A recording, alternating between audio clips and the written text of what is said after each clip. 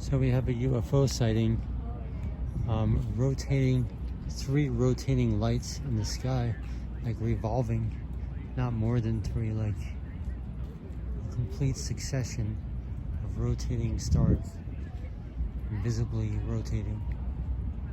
I'll do my very best to make this clearer, but all these things are planned out so I can't film it and it's clear.